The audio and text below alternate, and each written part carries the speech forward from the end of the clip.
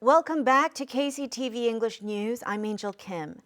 Jeju Island's local currency will be issued to boost the local economy and replace the existing gift certificates.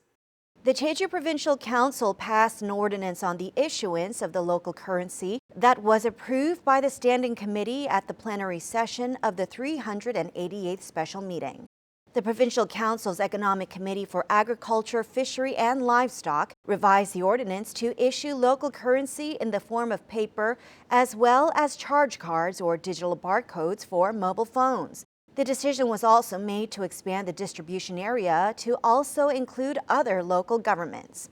The ordinance has passed through the Provincial Council, and the local currency called 탐나는 전 is expected to be released by the end of November, with a total of 20 billion won released this year and expanding to 370 billion won by 2022.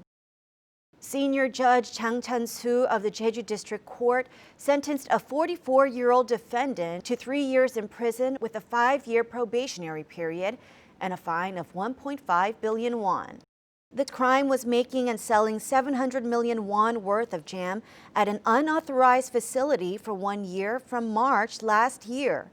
A 39-year-old woman identified only by her surname Peck was sentenced to 1.5 years in prison with a 2-year probation and a fine of 750 million won. The court explained the reason for the sentence, saying that the defendants repeated the crime despite being charged with selling jam with no expiration date and being put on suspension of indictment in February 2018. The meeting industry that the province has chosen as a new growth engine has been hit hard by the COVID-19 pandemic. Insiders stress that the industry needs to respond to the fast-moving trends toward contact-free engagement. Todd Thacker reports. The meetings industry attracts large organizations to a particular destination, thereby driving economic growth to a wide range of local businesses. However, this lucrative field, one which is considered to be a new growth engine for Jeju, has been badly affected by the COVID-19 pandemic. Of the 270 meetings and events planned to be held this year at Jeju's massive 7-story International Convention Center, a whopping 193 have been cancelled or delayed. That's just over 70%. Lost revenue for the center is estimated at 5.8 billion won.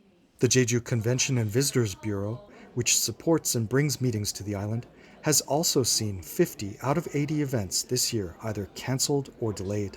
As a result, related businesses such as meetings agencies, accommodations, and restaurants have seen a knock-on effect in declining revenue. In recent months, the meetings industry has been temporarily relying on domestic demand to stay afloat. It is now seeking alternative ways to save itself in the long term. Insiders say the industry has to move quickly to meet the new demand for carefully planned, contact-free events for large groups of conference goers. Hybrid offline-online meetings and smaller-scale meetings are emerging as preferred alternatives. 대형화, 국제화는 시대적 가치가 좀 흘렀고요. 이제는 온라인화가 되면은 대규모라는 개념보다는 지역화, 특화, 전문화, 지역에 있는 더 전문가 리더의 어떤 역량이 더 커지려고. When it comes to the recovery of Jeju's meetings industry, all eyes are on how quickly the industry can adapt to doing business in this new era of COVID-19. Todd Thacker, KCTV. Thank you for joining us today at KCTV English News. Please follow us on YouTube at KCTV eNews Jeju and on KCTV's VOD service. Have a great evening.